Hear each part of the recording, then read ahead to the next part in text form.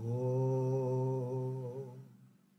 Sarvadharmasthapakatvam sarvadharmaswarupakaha acharyanam mahacharyo Ramakrishnaya te namaha. O establisher of all the faiths, embodiment of all the religions, the greatest teacher among all the teachers, O Sri Ramakrishna, my salutations to you. Namaste, pranam. So we have seen the difference between the genuine sannyasis, the dedicated householder devotees, and just an ordinary householders. How the genuine sannyasis, they would renounce everything to attain the God realization. They will not go after any of these worldly enjoyments. Like the bees, they will sit only on flowers. Like the chatak bird, they will wait for that rainwater which comes down when the Swati nakshatra is in ascendant. Those are the genuine sannyasis. They don't seek any worldly enjoyments. Then there are the ordinary, then there are the householders who are also genuine devotees. Like if they have gone to visit a garden, like these devotees who have come to meet Sri Ramakrishna and listen to his nectarine words, they are so sincere, they have that yearning to know God. Those genuine devotees, they will go to see the garden. They appreciate the garden, but their interest is not in seeing the beauty of the garden, but to know who is the owner of this garden. Let me go and find out who has created this beautiful garden with all the trees and all those playgrounds with all the things of entertainment. Let me go and meet the owner of the garden. But the ordinary householders, they get carried away only by the beauty of the garden. They only get carried away by the worldly enjoyments. They don't even think who has created this beautiful world, who has created all these attractive temptations for me to get attracted towards them. That the ordinary householders, they are not interested in. So that was Sri Ramakrishna's teaching to us. And now Sri Ramakrishna refers to the song that the musician had sung, the musician who had come with the group of devotees from Belgharia. He had sung that song of awakening of Kundalini. Awake, mother, awake. How long thou hast been asleep in the lotus of the Muladhara. How long you have been asleep there in the lotus of the Muladhara. At the base of the spine, you have been lying dormant for so many lives, as if for so many lives and lives and lives you have remained dormant. When will you awake now? Fulfill thy secret function, O mother. Mother's secret function is to raise this Kundalini, to enlighten this Kundalini, awake this Kundalini, and pierce through all the 6 centers and reach here. That is the aim, that is the function of our Divine Mother. Fulfill thy secret function, O mother. Rise to the 1,000-petal lotus within the head. Here is the 1,000-petal lotus. That Kundalini has to reach the 1,000-petal lotus, where mighty Shiva has his dwelling. Lord Shiva is dwelling here in the 1,000-petal lotus at the top of our head. Shiva has to be woken up. The Kundalini has to come and merge in Shiva. Where mighty Shiva has his dwelling, swiftly pierce the 6 lotuses and take away my grief, O essence of consciousness. All my misery, all my grief that I am facing is because of this Kundalini lying, sleeping at the Muladhara and not rising at all. The Kundalini has to pierce all the 6 centers, all the 6 lotuses, and go and meet Shiva, who is lying there on the 1,000-petal lotus at the top of this head. Now Sri Ramakrishna is referring to this song which the musician has sung, and he starts talking to the musician. Sri Ramakrishna says, a little while ago he sang a song describing 6 centers, where the musician had sung that rise to the 1,000-petal lotus within the head, swiftly pierced the 6 lotuses. He had made a reference to the 6 lotuses. So Sri Ramakrishna says this singer, a little while ago, he sang a song describing the 6 centers.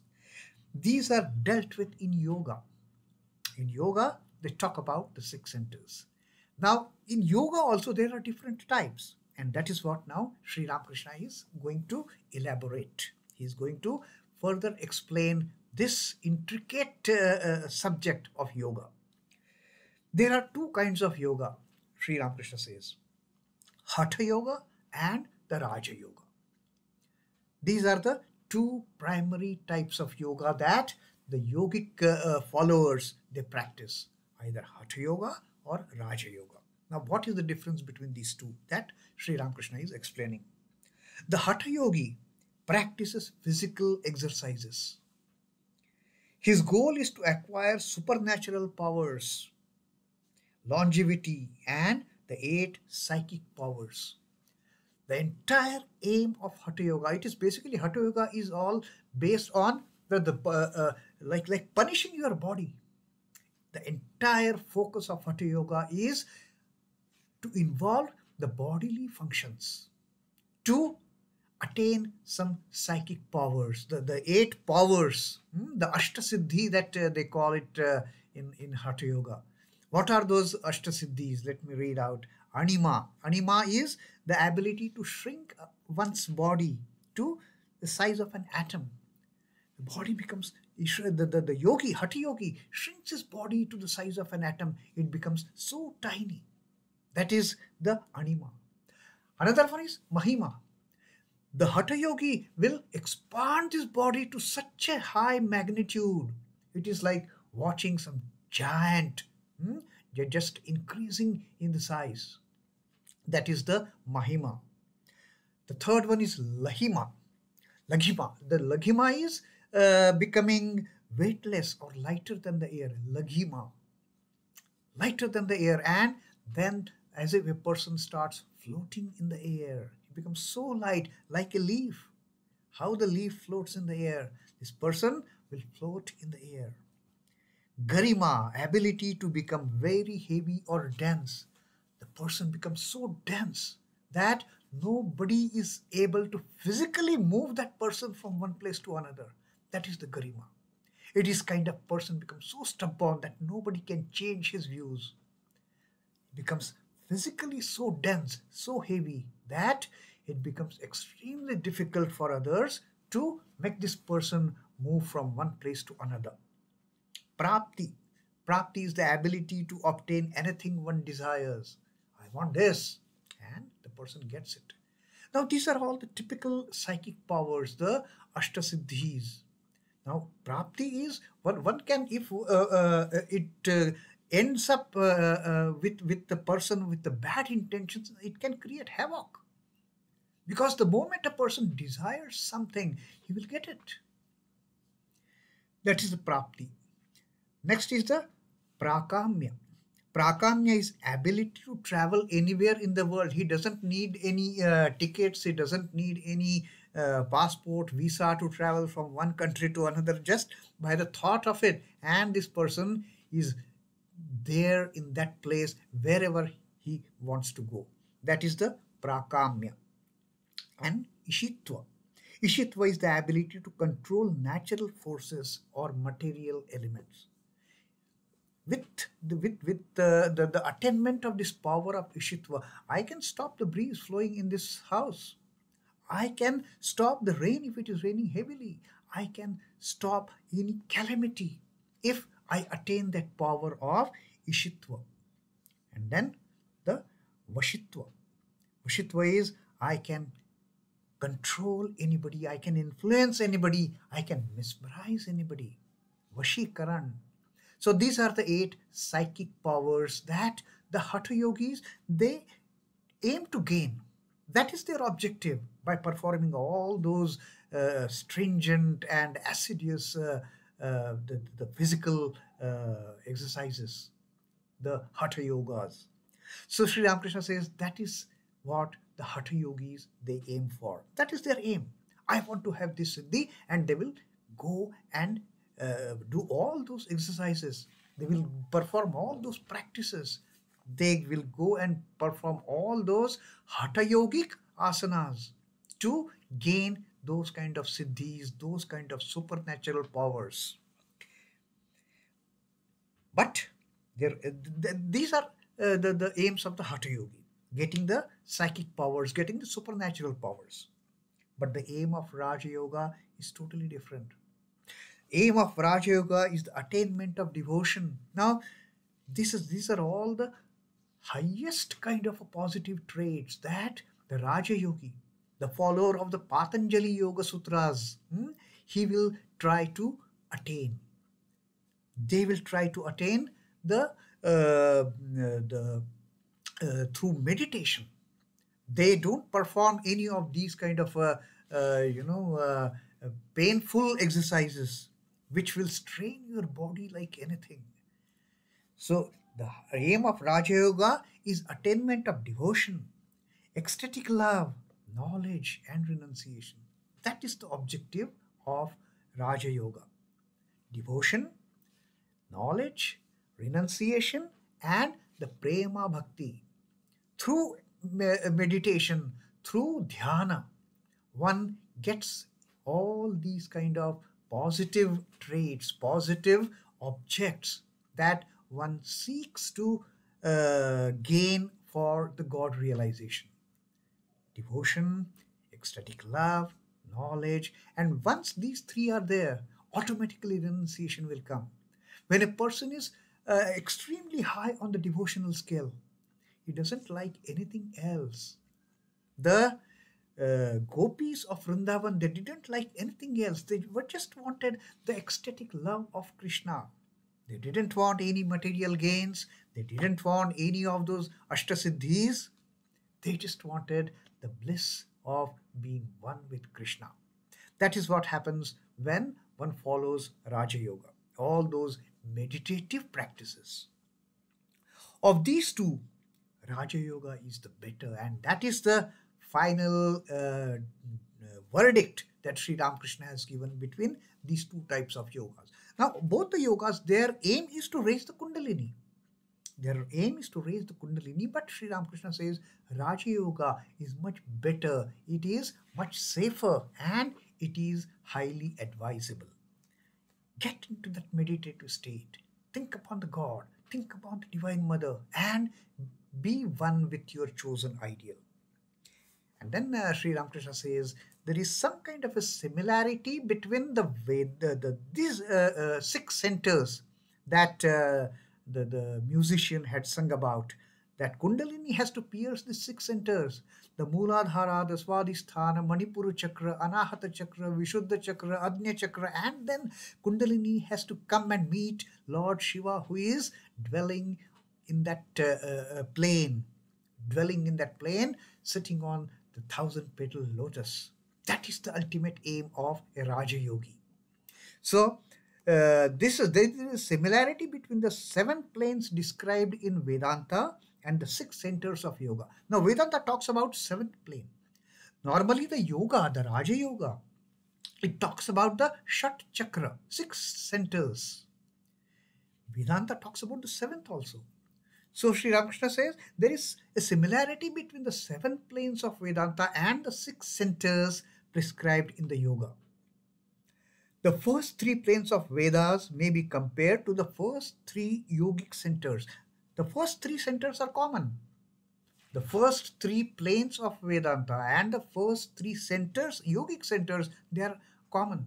The Muladhara, the Svadhisthana, and the Manipura chakra.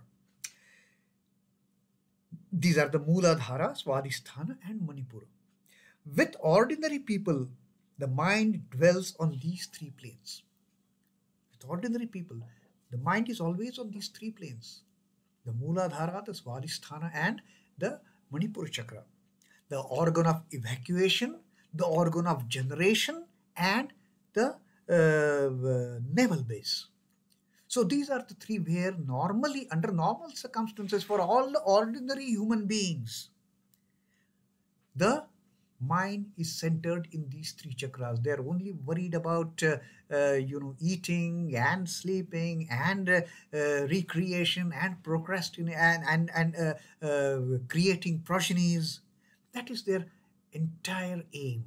I should get good food to eat. I should get good dress to wear. I should get good family. I should get good surroundings. I should get a good, nice house. And then I should also be able to produce good children.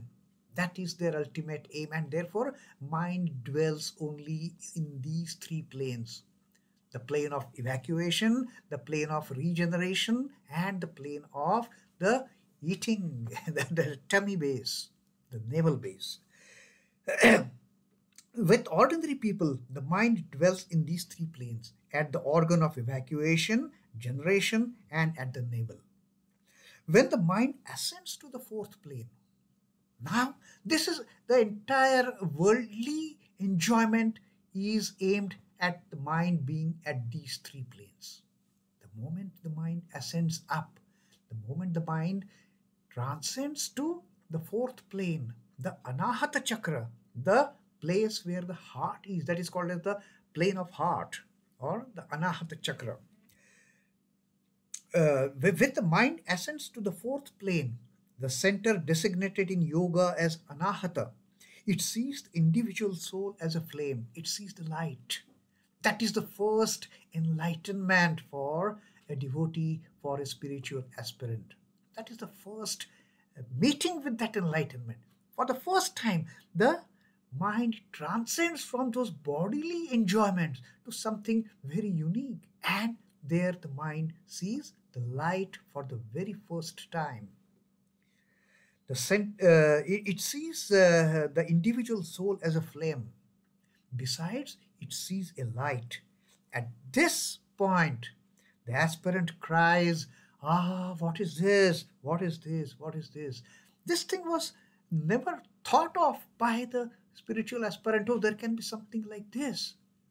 Now, the spiritual aspirant sees light for the first time, that the mind has transcended to the plane of Anahata.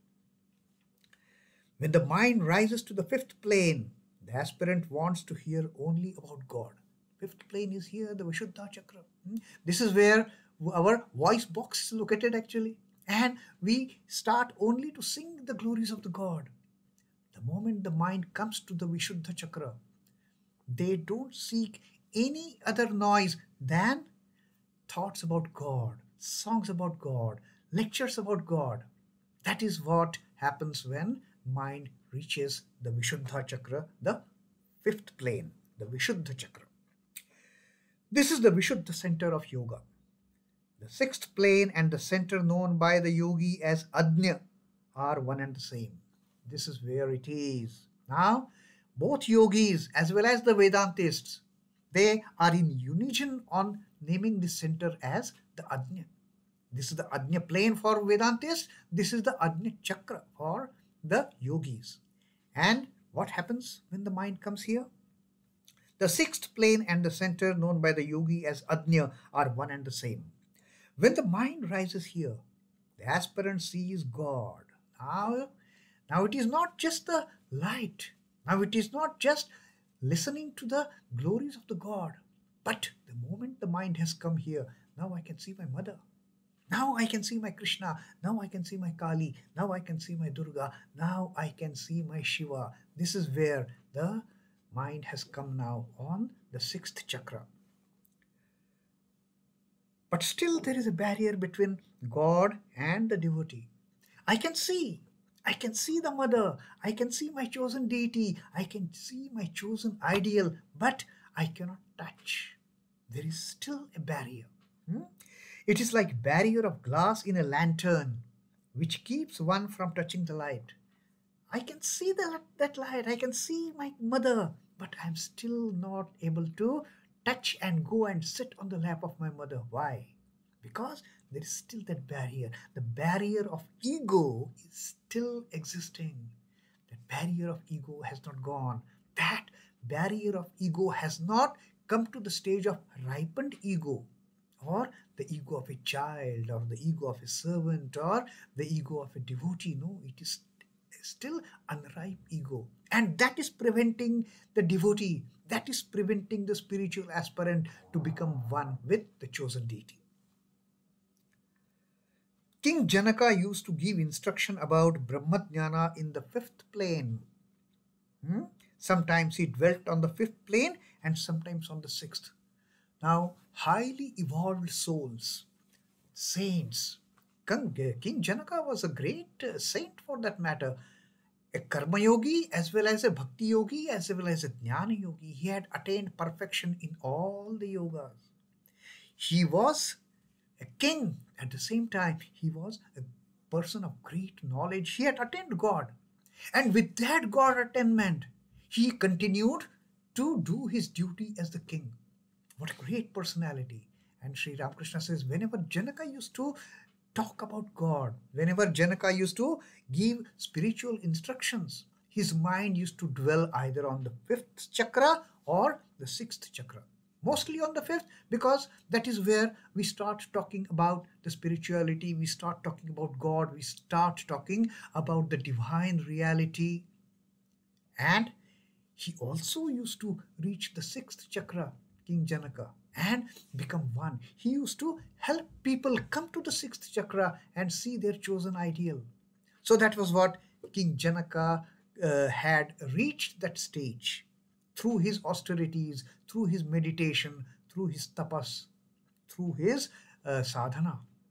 So that was that is what happens when people reach, in case of people whose mind has reached the fifth and sixth chakras. Now on this chakra again, I want to reiterate that point that Swami Turiyanandaji, Hari Maharaj, he always used to talk about our Ma, Holy Mother Sri Sarda Devi. He says we all are struggling lifetimes to raise our mind from those lower three planes to the plane of heart, or to the plane of throat, the Vishuddha chakra, either Anahata chakra or Vishuddha chakra. And look at our Ma chanting Radha, Radha, Radhu, her niece. She was so much attached to her niece Radhu. Every now and then, Radhu, Radhu, Radhi, where are you? What, Radhi, what are you doing?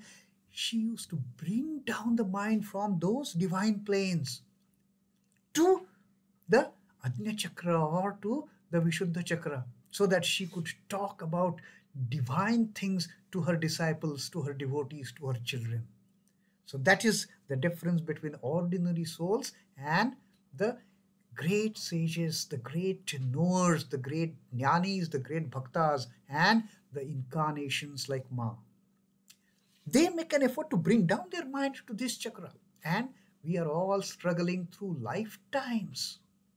They create artificial attachments. There was no need for Ma to get into the attachment towards her niece, but she used to bring down her mind, which always used to remain in the high. I mean, there are planes even higher than seventh plane for that matter. From those planes, she used to bring it down. She used to bring it down to the level of Ajna Chakra or the Vishuddha Chakra. So that is about King Janaka that Sri Ramakrishna has told, that he used to dwell either on fifth plane or the sixth plane, and that is how he used to manage his kingdom, as well as he used to impart the spiritual instructions. Om Namah Shri Bhagavate Ramakrishnaya. Sri Ramakrishna Arpanamastu. Jai Thakur, Jai Ma, Jai Swamiji.